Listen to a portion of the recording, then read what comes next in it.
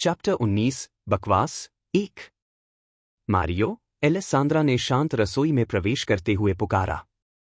अब जबकि नाश्ता लगभग खत्म हो चुका था, रसोई में किसी का भी मौजूदगी नहीं थी जब तक बर्तन धोने का समय नहीं आता। एलेसांद्रा, ये तो नया है। तुमने इस समय मुझसे कभी नहीं आया और आखिरी बार सुना था कि तुम्हें सजा दी गई थी। क्या बाकी सब चले गए? मारियो ने आश्चर्यचकित होकर पूछा जब उसने उसे आराम से घूमते देखा। आज एक खास दिन है क्योंकि मैं ड्यूक के साथ सगाई कर चुकी हूं। एलेसांद्रा ने ये खास खबर मारियो के साथ साझा करने की जल्दी में कहा। तुम वहां होते तो सबके चेहरों के भाव देख सकते। मैं सोच सकता हूं। मैं चौंक गया हूं, हालांकि मैंने इस बात की उम्मीद की थी। एक मिनट रुको। मारियो ने एलेसांद्रा को आरामदायक बनाने के लिए चारों ओर एक कुर्सी की तलाश की। काश वह दीवार पर मक्खी होता और सबकी प्रतिक्रियाएं देख पाता, खासकर केट की। यहां है। मुझे ये पसंद है कि जब मेरे परिवार के बारे में गपशप होती है तो तुम और भी दयालु हो जाते हो, एलेसांद्रा ने उस कुर्सी पर बैठते हुए कहा जो उसने खोजी थी। मुझे नहीं समझ आता कि तुम अब भी उन्हें अपने परिवार के रूप में क्यों बुलाती हो। ड्यूक अब तुम्हारा परिवार होगा। इन निर्दयी लोगों की परवाह मत करो, मारियो ने कहा जब उसने अपनी सीट ली। अगर वह एलेसांद्रा की स्थिति में होता तो वह ड्यूक को कहता कि उन्हें मार डाले। मैं अभी तक एडगर से शादी नहीं की हूं और अंत में वे अभी भी मेरे परिवार हैं। भले ही मुझे उनसे नफरत हो। मैं उनके साथ अभी 2 और दिन रहने वाली हूं और फिर मैं ड्यूक के साथ रहने जा रही हूं। क्या? मारियो की आंखें चौड़ी हो गईं। उसे उम्मीद नहीं थी कि एलेसांद्रा इतनी जल्दी जा रही है। देखो, यही वजह है कि मुझे एडगर पसंद नहीं है। वह इकलौती बैरेट को छीन रहा है जिसे मैं पसंद करता हूं। मैंने तुम्हें मेरे साथ आने के लिए कहा था। मैं उससे तुम्हारा कर्ज चुकाने के लिए कह सकती हूं। हमें दोनों को इस जगह छोड़ देना चाहिए, एलेसांद्रा ने कहा। मारियो यहां उसका एकमात्र दोस्त था, इसलिए उसके लिए सही था कि वह उसकी मदद करे। मारियो ने एक बार फिर प्रस्ताव ठुकराते हुए सिर हिलाया। मैं अपने कर्ज का भुगतान खुद करने वाला हूं। तुम्हें केवल अपने बारे में सोचना चाहिए और अपने नए ऐशो आराम की जिंदगी का आनंद लेना चाहिए। अब मुझे बताओ, उनकी प्रतिक्रिया कैसी थी? केट बहुत परेशान दिख रही थी। वह छोटे बच्चे की तरह बड़बड़ाने लगी और गुस्से में चली गई, लेकिन फिर वापस आकर माफी मांगी। मैंने उसे इतनी आसानी से माफ नहीं किया। अभी उसे अपने हाथों से एक गड्ढा खोदने का आदेश दिया गया है। हम दोनों जानते हैं कि केट शायद किसी को उसके लिए वो गड्ढा खोदने के लिए कह रही है क्योंकि तुम मेरे साथ हो, लेकिन मुझे यह पसंद है। यह सुनिश्चित करो कि तुम उसकी मां के साथ भी छेड़छाड़ करो। मारियो को कटरीना से नफरत थी। मेरे पास कुछ चीजें हैं, लेकिन पहले नाश्ता, कृपया। मैंने कटरीना से खाना लाने के लिए कहा था, लेकिन यह तुम्हारे लिए था। उसने उन अंडों को फर्श पर गिरा दिया और फिर उन्हें प्लेट में वापस रख दिया। कृपया मुझे बताओ कि तुमने उनमें से कोई नहीं खाया, क्योंकि ये फर्श साफ नहीं है। मारियो केवल इसके बारे में सोचकर उल्टी करने लगा। एलेसांद्रा को अंडों का स्वाद याद आया। मैंने इसका एक छोटा सा कौर खाया था। ये भले ही खराब था, लेकिन यह पहली बार नहीं है जब उसने मेरे खाने के साथ कुछ किया हो। मुझे याद है उसने मुझे उनके प्लेटों से केवल बचे हुए खाने की एक प्लेट भेजी थी। मैंने यहां हर तरह का तड़पा झेला है। मारियो ने एलेसांद्रा के लिए कुछ पकाने के लिए उठ खड़ा हुआ। यही वजह है कि तुम्हें कभी भी उनके चालाकियों में नहीं फंसना चाहिए और उनके प्रति दयालु नहीं होना चाहिए। उनके जीवन को नरक बना दो, नहीं तो मैं तुम्हारे साथ कभी बात नहीं करूंगा। केट और कटरीना को तड़पाओ। मैं ऐसा करने की योजना बना रही हूं, लेकिन कोई लेकिन नहीं, एलेसांद्रा, मारियो ने उसे सीधे रोक दिया। वह हमेशा अपनी भलाई के लिए बहुत दयालु होती थी। मारियो, जिस व्यक्ति के साथ मेरी सबसे बड़ी समस्या है वह न तो केट है और न ही कटरीना। वह मेरे पिता हैं।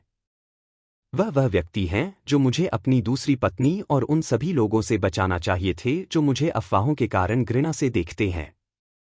उन्होंने मेरी मदद करने के लिए कभी कुछ नहीं किया। एलेसांद्रा अपने पिता को आंखों में देखना नहीं भूल पा रही थी, बिना किसी शर्म के कहता था कि एडगर को पहली नज़र में उससे प्यार नहीं हो सकता। जब उसके पिता ने उसे नहीं समझा, तो कोई और उसे कैसे प्यार कर सकता था? मैंने अपने पिता के पास आराम करने के लिए बहुत लंबे समय तक इंतजार किया, और वह कभी मेरे पास नहीं आए। हमेशा कटरीना या केट, उनके चेहरे पर मुस्कान थी, इससे पहले कि वे मेरी जिंदगी को नरक बना दें। मेरे पिता को केवल अपने पैसे और प्रतिष्ठा की परवाह थी। मैं वह सब कुछ ले लूंगी जिसे वह प्यार करता है, ताकि वह यह समझ सके कि कुछ नहीं होने का क्या मतलब है, एलेसांद्रा ने कहा। मुझे तुम्हें गले लगाने की जरूरत महसूस होती है, एलेसांद्रा, लेकिन तुम अब एक सगाई की हुई महिला हो। तुम अब बड़ी हो गई हो। लोगों को नष्ट करने और बकवास करने के लिए मारियो को समझ में आ गया था कि उसकी मुख्य समस्या उसके पिता के साथ थी। अगर बैरन ने अपने पैरों को मजबूती से रखा होता, तो उसकी पत्नी और बेटी को एलेसांद्रा के साथ छेड़छाड़ करने का मौका नहीं मिलता। यह अभी भी कटरीना और केट को पागल बनाने के लिए मजेदार होगा। एलेसांद्रा के पास पहले से ही उनके लिए बहुत कुछ था। जो कुछ भी उन्होंने उसके साथ किया, वह सब उन्हें वापस मिलेगा। यह घर आखिरकार दिलचस्प होगा। खाना बनाने में थोड़ा समय लगेगा। क्या तुम यहां इंतजार करोगी या कहीं और जाओगी? तुम अब ड्यूक के साथ घर की महिला हो, तुम्हारे शूरवीर की तरह। यह शब्द मारियो के लिए अजीब लग रहे थे जब उसने उन्हें जोर से कहा। मैं एक किताब पढ़ने के लिए जाऊंगी। जैसे जैसे मुझे स्वतंत्र रूप से घूमने की अनुमति मिल रही है, यह घर सच में थका देने वाला है और यहां करने के लिए कुछ नहीं है। मैं लौट आऊंगी। एलेसांद्रा ने उठकर अपने बेडरूम से किताब लाने का निर्णय लिया। वह यह भी देखना चाहती थी कि केट ने अब तक क्या किया है। बात करो तो शैतान आ जाता है, एलेसांद्रा ने बुदबुदाते हुए कहा, क्योंकि वह रसोई से ज्यादा दूर नहीं गई थी कि वह केट से टकरा गई। केट, क्या तुम पहले से ही खत्म हो गई हो? स्पष्ट है। मेरे हाथ देखो। केट ने वो गंदे दस्ताने दिखाए जो उसने खोदने के समय पहने थे। हमें इसके लिए समान होना चाहिए। केट, मैं तो यह भी नहीं गिन सकती कि तुमने मेरे साथ कितनी चीजें की हैं ताकि हम बराबर हो सकें। यह तुमसे मेरी माफी का एक प्रारंभ है।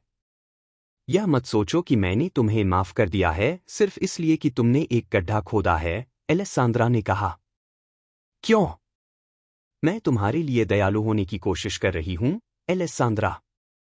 हम बहनें हैं और यह समय है कि हम जैसे होना चाहिए वैसा व्यवहार करें। तुम एक शादीशुदा महिला बनने वाली हो। बच्चे की तरह व्यवहार करना बंद करो। मैं तुम्हें जानती हूं, केट। मैं तुम्हें सही सही जानती हूं और मैं इस भ्रम में नहीं आऊंगी जो तुम और पिता बना रहे हो जैसे तुम मुझसे दयालु होना चाहती हो। अपना दम लगाओ और ऊर्जा बचाओ, एलेसांद्रा ने केट की माफी पर तुरंत संदेह किया। मैं नहीं जानती तुम क्या बात कर रही हो। क्यों न तुम बाहर जाकर देखो कि तुम्हारा छोटा मृत जानवर कहाँ दफन है। यह अपेक्षाकृत मजेदार था, केट ने मुस्कुराते हुए कहा, एलेसांद्रा को बताने के लिए ललचाते हुए कि उसने क्या किया। मुझे माफ करो, मुझे अपने कमरे में साफ करने के लिए वापस जाना है। तुम्हें सच में अपने बेडरूम की सफाई करनी चाहिए, एलेसांद्रा। यह बदबूदार है। एलेसांद्रा ने केट का हाथ पकड़कर उसे जाने से रोक दिया। तुमने क्या किया, केट? मुझे मत छुओ, एलेसांद्रा। मैं अभी दयालु हूं, केट ने एलेसांद्रा के हाथ को दूर धकेल दिया। अगर तुम मुझे अच्छे से जानती, तो तुम जानती कि मेरे साथ खेलना अच्छा नहीं है।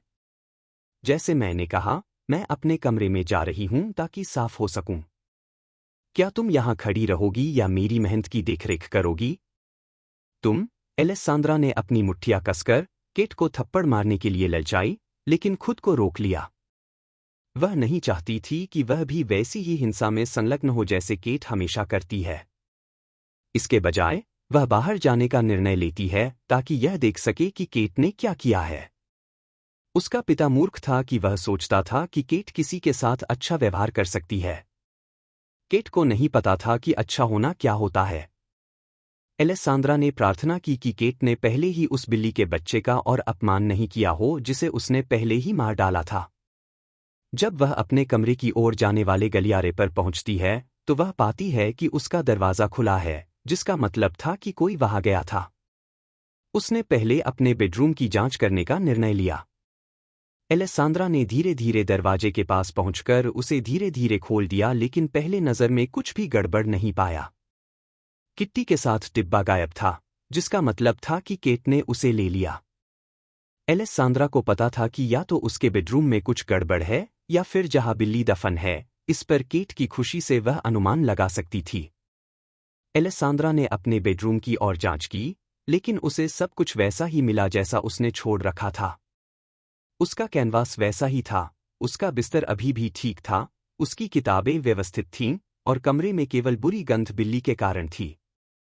क्या उसने फिर से मेरे कपड़े फाड़ दिए? एलेसांद्रा ने अलमारी खोलकर देखना शुरू किया कि क्या केट ने फिर से उसके कपड़े नष्ट कर दिए।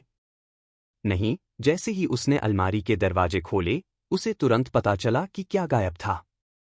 उसकी माँ की ड्रेस उसके अलमारी के केंद्र में थी, हालांकि वह हाल ही में शादी करने के बारे में सोच रही थी। यह उन कुछ चीजों में से एक थी जो उसके पास अपनी माँ से थी। एलेसांद्रा को इस स्थिति पर हंसने या रोने का नहीं पता था, लेकिन एक चीज निश्चित थी, उसे पछतावा हुआ कि जब वे आमने सामने थे तो उसने केट को थप्पड़ नहीं मारा। एलेसांद्रा ने महसूस किया कि उसे अपनी गुस्से को निकालने के लिए कुछ तोड़ने की जरूरत थी, लेकिन इसके बजाय उसने तय किया कि वह उस गुस्से को केट पर निकाल देगी। एलेसांद्रा अपने पैरों को खींचकर खिड़की के पास गई जहां से खलिहान का स्पष्ट दृश्य था।